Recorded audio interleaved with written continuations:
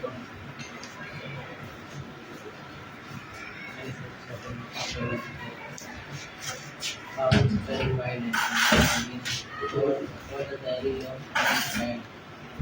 the Diary of Anne Frank.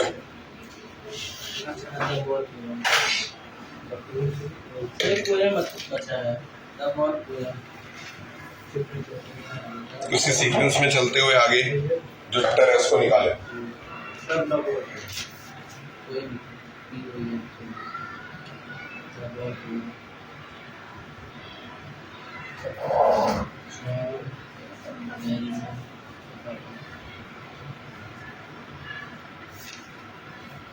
The Ball.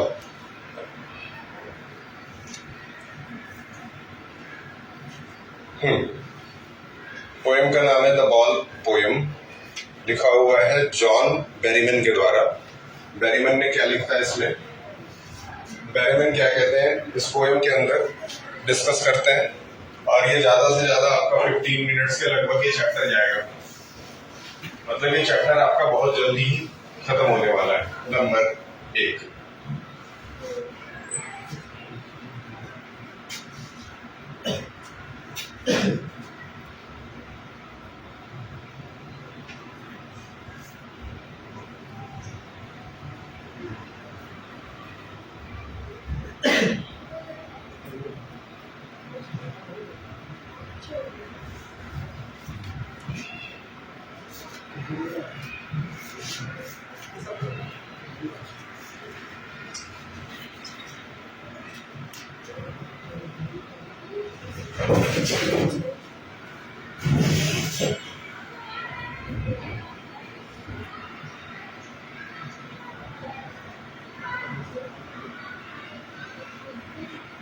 चले, छोटा poem है, easily we can do it. कह रहा है कि a boy loses a ball he is very upset. यहाँ एक ऐसे बच्चे की बात हो रही है जिसका बॉल खो गया है। ठीक, the ball poem has described the reality of life which everyone has to face one day. ठीक, ये पोएम कहीं ना कहीं हमारे रियल लाइफ से जुड़ा हुआ है और ऐसा बता रहा है कि कहीं ना कहीं जैसा इस बच्चे के साथ हो रहा है, जैसे बच्चे के लिए जो बॉल होता है वो बहुत इंपॉर्टेंट होता है। हो सकता है आपके और हमारे लिए बहुत इंपॉर्टेंट ना हो, लेकिन जो बच्चे क्रिकेट वगैरह खेलते हैं उनका बॉल खो जाए तो वो घास में घुस करके या किसी दूसरे के छत पर भी चोरी से जाकर के खोज के निकाल लाते हैं, तो उनके लिए वो बॉल बहुत मायने रखता है। 1-1 रुपए 2-2 रुपए मिला करके नया बॉल खरीदते हैं। ठीक है, तो इसीलिए हमारे लिए भले ही हो कि तब बॉल मायने न रखे, लेकिन उस बच्चे के लिए वो बॉल बहुत मायने रखता है। अगर उस बच्चे से वो बॉल खो गया है या फिर बाय मिस्टेक कहीं मिस हो गया है तो उस बच्चे के लिए ये बहुत दुख की बात है। उसी दुख को यहाँ पे पोएट अपने कैसे शब्दों में दिखाते देखते हैं। He has touched the topic and how to stand up against the miseries and sorrow of life. ठीक, बच्चे का बॉल खो गया तो सीधी सी बात है बच्चा बहुत दुखी है। ठीक उसी तरीके से हमारे भी जीवन में कभी कभार ऐसा होता है कि हमारी कोई बहुत जो पसंदीदा वस्तु है वो हमसे मिस हो जाए, हमसे गायब हो जाए, खो जाए, तो उसका दुख हमें बहुत लंबे समय तक सताता रहता है। अब उसको खोजते रहते हैं, परेशान रहते हैं। चलिए देखते हैं, पहला स्टैंजा मैं पढ़ रहा हूँ, पहले स्टैंजे के बाद उसके मतलब के बारे में बात करेंगे। पहला स्टैंजा कहता है, What is the boy now who had lost his ball? What is he to do? I saw it go merrily bouncing down the street and then merrily over there. It is in the water. उसका ball आ गिर गया, पानी के अंदर चला गया है। कह रहा है ये एक ऐसे बच्चे की कहानी है जिसने अपने बॉल को खो दी है। अब वो क्या करने वाला है उस बॉल को पाने के लिए, या फिर आगे की जिंदगी वो कैसे बॉल के बिना व्यतीत करता है, इसके बारे में इस चैप्टर में हम लोग जानेंगे। ठीक, उसकी बॉल जो थी वो खेलते खेलते गली में लेकर के उसको खेल रहा था। गली में खेलते खेलते वो बॉल कहीं पानी में गिर गई, यानी कि नाली में गिर गई होगी। आगे बढ़ते हैं। No use to say oh there are other balls, an ultimate shaking grief fixes the boy as he stand rigid, trembling, staring down all his young days into the harbor where his ball went. ठीक है, अब क्या कह रहे हैं कि होता क्या है कि कभी कभी किसी एक वस्तु से हमें इतना लगाव हो जाता है कि उसके बदले अगर उसी तरह की कोई दूसरी वस्तु हमें दे कोई, तो फिर हम उसको न लेकर के अपने पुराने वाली वस्तु को ही चाहते हैं हमें मिल जाए। जिस लाइक कि आपके पास कोई साइकिल थी और वो आपको बहुत पसंद थी, आप उसको चलाते थे। आपसे बाई चांस गलती से वो गायब हो गया, अब आपके पेरेंट्स अगर कहते हैं कि हम आपको दूसरी साइकिल दिला देते हैं, तो हमें मन करता है नहीं, वो मेरी पुरानी वाली ही साइकिल हमको चाहिए। सही है। इस तरह की भावना इस बच्चे के अंदर भी है, और इसीलिए उसकी बॉल जहाँ पे गिर गई है जिस पानी के अंदर, वहां वो बार बार जा करके अपनी बॉल को देख रहा है। पानी बॉल ऊपर आएगा आएगा, पानी में बॉल ऊपर आता है, देखते हैं। ठीक है,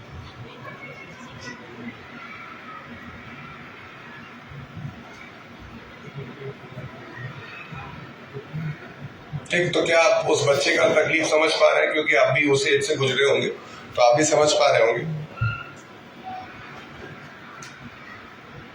ठीक। तो एक बंदरगाह के पास खड़ा है। बंदरगाह आप समझते हैं जिसको सी हार्बर भी कहा जाता है, जहाँ से शिप्स जो है वो एक जगह से दूसरे का आने जाने के लिए लोडिंग अपलोडिंग करते हैं। ठीक है ना। वहीं पे पानी में उसकी बॉल गई है, और वहीं वो उसको खड़े होकर के घूरता हुआ नजर आता है। ठीक। अभी ऊपर नीचे आना जाना ये सब तो पोएम में डिस्क्राइब्ड नहीं है, लेकिन आगे देखते हैं, हो सकता है कि आपकी किताब में कुछ एक्स्ट्रा लिखा हो। ठीक। अगली लाइन जो है वो क्या कहती है? I would not intrude on him. A dim another ball is worthless. Now he sense first responsibility. In a world of possession, people will take balls will be lost always, little boy. ठीक है। अब यहाँ पे कुछ words हैं जिनका आपको meaning जरूर लिख लेना चाहिए। ठीक है। स्टार्टिंग से देखिए, एक शब्द आया था मैरिली, पहले नाम आप वर्ड्स का मीनिंग लिख लीजिए। एक शब्द आया था मैरिली, दिख रहा है? मैरिली का मतलब खुश होता है। स्टार्टिंग से लिख लीजिएगा, मैरिली का मतलब होता है खुश, खुश होना। डाउन द स्ट्रीट का मतलब होता है गली के अंदर, गली में। आपने नोट किया है? हो सकता है आपके बुक में वर्ड मीनिंग्स भी दिए हुए हो, जैसे यहाँ जो मेरे पास किताब है इसमें मीनिंग्स दिए, तो जिनके पास मीनिंग्स दिए हुए हैं उनको नोट डाउन नहीं करना है। जिनकी सीबीएसई वाली किताबें हैं उनको लिख लेना है, क्योंकि सीबीएसई वाली किताबों में बहुत ज्यादा डिस्क्राइब्ड पोर्शन वर्जन में नहीं दे रखा है। ठीक है। उसके बाद आपको नो यूज दिख रहा है। नो यूज मतलब कोई फायदा नहीं।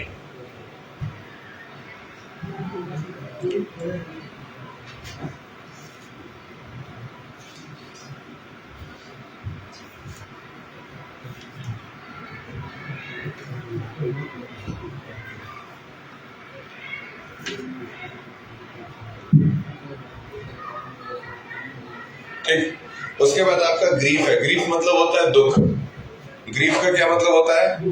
दुख। एक शब्द आपको मिलेगा रिजिड। रिजिड दिखा? RIGID, rigid. रिजिड दिखा आपको? रिजिड का मतलब कठोर होता है, लिख ले। फिर आता है ट्रेम्बलिंग। एक है वर्ड ट्रेम्बलिंग। ट्रेम्बलिंग का मतलब होता है कांपते हुए। ट्रेम्बलिंग का मतलब है कांपते हुए। फिर एक वर्ड आपको मिलेगा यंग। यंग मतलब, यहाँ पे यंग का मतलब जो है वो जवान होने से नहीं है, यहाँ यंग का मतलब अर्ली से। अर्ली का मतलब प्रारंभ करना, शुरुआत। ठीक। रिस्पॉन्सिबिलिटी मतलब आपको पता है, इसको लिखने की जरूरत नहीं है। पोजेशन दिया हुआ है। पोजेशन एक शब्द है जिसको हम लोग संपत्ति भी कह सकते हैं या स्वामित्व भी कह सकते हैं। याद रखिएगा। डेस्परेट एक शब्द दिया आपको। डेस्परेट का मतलब होता है निराश होना। और स्टैंड अप दिया है जिसका मतलब होता है सामना करना। वेरी गुड, आपकी किताब में है, आपको तैयार हो गया होगा। अब आइए जरा सा ऊपर से जो 4-8 लाइनें उसको एक बार डिस्क्राइब कर देते हैं। तो बेसिकली कवि क्या कह रहा है कि उस बच्चे का जिसका गेंद गायब हो गया, उसको तो आप कुछ पैसे भी दे सकते हो। अगर आप उसको 1 सेंट पैसा दे दो, 1 सेंट वहां का क्या था? करेंसी था। अगर उसको 1 सेंट दे दो तो वो दूसरी बॉल ला सकता है। सही है। या तो फिर आप उसको दूसरा बॉल ला करके भी दे सकते हो, लेकिन ये दोनों चीजें उसके लिए व्यर्थ मानी जाएंगी। व्यर्थ मतलब उस नए बॉल से या उस पैसे से वो लगाओ, वो इंटरफेरेंस बना ही नहीं पाएगा जिसका उसको पुराने बॉल से जितना लगाव था। तो कहने का मतलब है कि भौतिक जीवन में उसको, उस व्यक्ति को चाहे कुछ भी नई चीज दे दी जाए, he will not be so connected with that thing, जो उसको पुराने वस्तु से कनेक्टिविटी हो गई थी। ठीक है। अच्छा, अब क्या कह रहा है?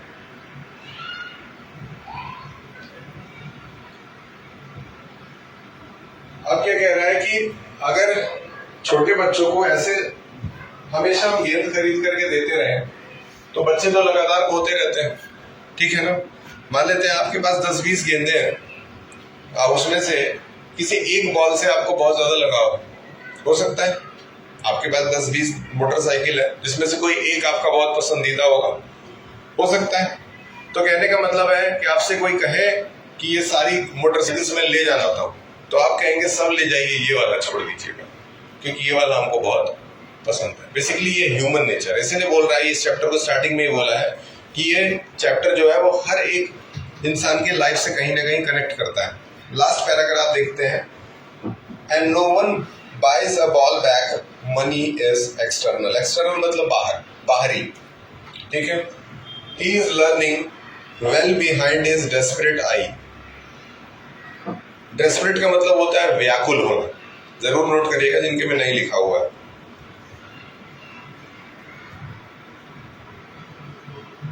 व्याकुल का मतलब परेशान या निराश भी हो सकता है।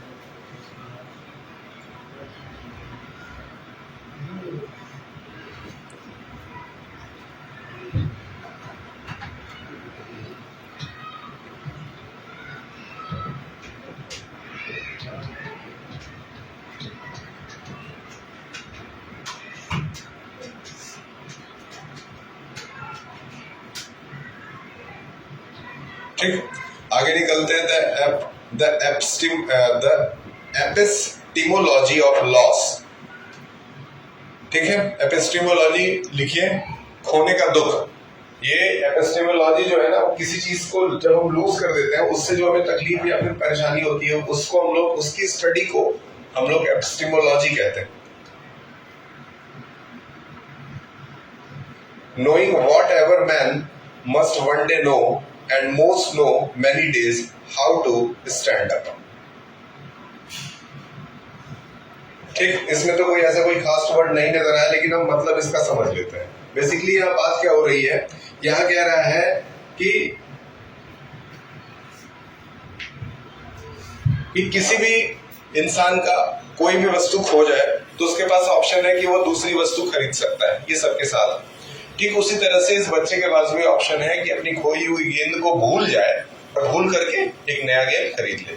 लेकिन वो इतना ज्यादा व्याकुल है, यानी कि डेस्परेट है अपने उस गेंद के लिए, कि वो चाह करके भी उस गेंद की मेमोरी को भूल नहीं पा रहा है, ठीक है। उसके दिमाग में वो गेंद की जो मेमोरी है, यहाँ पे बेसिकली इस लेसन में जो बॉल यूज किया है, उस बॉल की जगह आप कोई भी दूसरा वर्ड अपने लाइफ का रख सकते हैं जो आपको बहुत पसंद हो। बाइक रख सकते हैं, कुछ भी रख दीजिए, बुक्स रख सकते हैं, कुछ भी रख दीजिए, ठीक है।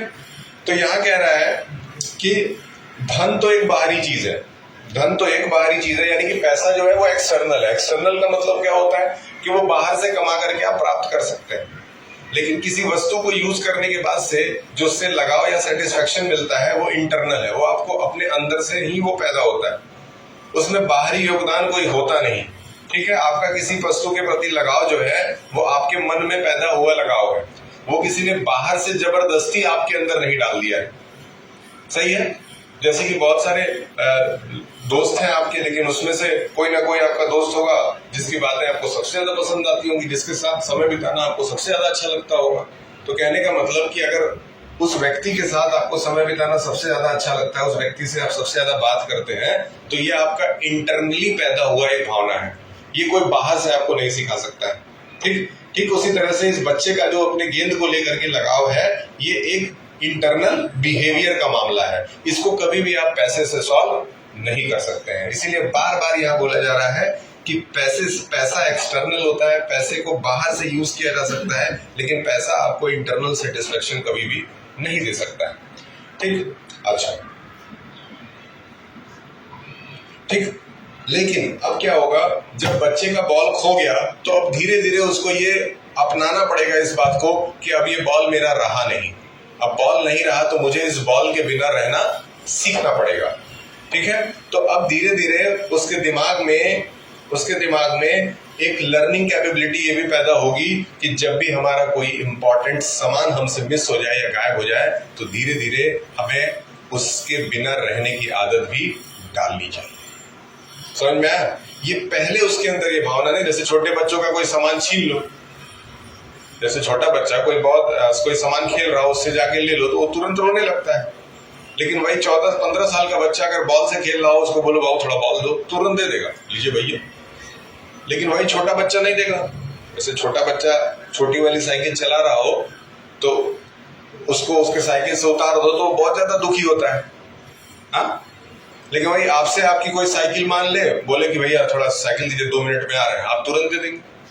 तो कहने का मतलब आपके अंदर वो भावना इस एज में पैदा हो चुकी है, आपको ये पता है कि ये मेरी चीज है और इसके बिना भी मुझे रहने आ गया है। लेकिन उस छोटे बच्चे को उस वस्तु के बिना रहने नहीं आया। यही चैप्टर बता रहा है कि जैसे जैसे आप बड़े होते हैं आपका दिमाग खुलता है, आपकी मैच्योरिटी बढ़ती है और आप समझ जाते हैं कि किसी वस्तु से जरूरत से ज्यादा लगाव आपके लिए ठीक नहीं है। ठीक है, ये भी बता रहा है कि ये सीखना 1-2 दिन का काम भी नहीं है। ठीक है, किसी चीज से लगाव को कम करना ये 1-2 दिन के अंदर नहीं हो सकता है, इसमें काफी लंबा समय लगता है। ठीक, तो कहीं ना कहीं आप सबके जीवन में इस तरह का कोई क्षण या पल जरूर आया होगा कि आपकी कोई बहुत पुरानी या बहुत खास वस्तु होगी जो अभी आपके साथ नहीं है, लेकिन अब आपने उसके बिना रहना सीख लिया। क्या ऐसा हुआ है आपके साथ? अब हुआ होगा तो आप हमको मत बताएं, आप जा सकते हैं। ठीक है, इस चैप्टर का क्वेश्चन आंसर आपको पहुंच जाएगा। 1 मिनट के लिए जिस बच्चे का किताब है वो 1 मिनट रुक जाएगा, बाकी लोग चले जाएंगे।